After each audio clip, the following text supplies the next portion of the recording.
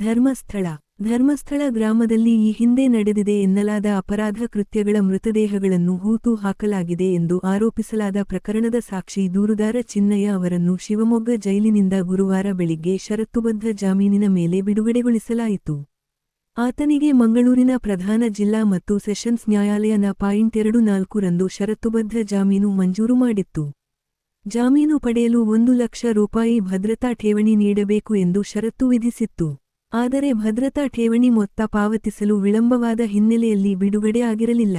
ಮಂಗಳೂರಿನಿಂದ ಬುಧವಾರ ರಾತ್ರಿ ಶಿವಮೊಗ್ಗಕ್ಕೆ ಬಂದಿದ್ದ ಚಿನ್ನಯ್ಯನ ಪತ್ನಿ ಮಲ್ಲಿಕಾ ಹಾಗೂ ಸಹೋದರಿ ಮತ್ತು ಚಿನ್ನಯ್ಯನ ಪರ ವಕೀಲರು ಇಲ್ಲಿನ ಕೇಂದ್ರ ಕಾರಾಗೃಹದ ಮುಖ್ಯ ಅಧೀಕ್ಷಕ ಡಾ. ರಂಗನಾಥ್ ಅವರಿಗೆ ಜಾಮೀನು ಪ್ರಕ್ರಿಯೆಯ ದಾಖಲೆಗಳನ್ನು ಸಲ್ಲಿಸಿದ್ದರು. ಹೀಗಾಗಿ ಬೆಳಗ್ಗೆ 8:15ಕ್ಕೆ ಬಿಡುಗಡೆ ಮಾಡಲಾಯಿತು. ಚಿನ್ನಯ್ಯನ ಬಿಡುಗಡೆ ಹಿನ್ನೆಲೆಯಲ್ಲಿ ಇಲ್ಲಿನ ಸೋಗಾನೆಯ ಕೇಂದ್ರ ಕಾರಾಗೃಹದ ಬಳಿ ಬಿಗಿ ಬಂದೋಬಸ್ತ್ ಕೈಗೊಳ್ಳಲಾಗಿತ್ತು. ಜೈಲಿನ ಆವರಣಕ್ಕೆ ತೆರಳಲು ಮಾಧ್ಯಮದವರಿಗೆ ನಿರ್ಬಂಧ ವಿಧಿಸಲಾಗಿತ್ತು.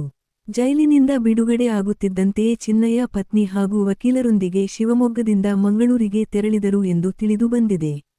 ಈ ಪ್ರಕರಣದಲ್ಲಿ ಸಾಕ್ಷಿದೂರುದಾರನನ್ನು ಆಗಸ್ಟ್ 23 ರಂದು ವಿಶೇಷ ತನಿಖಾ ತಂಡದ ಪೊಲೀಸರು ಬಂಧಿಸಿದ್ದರು.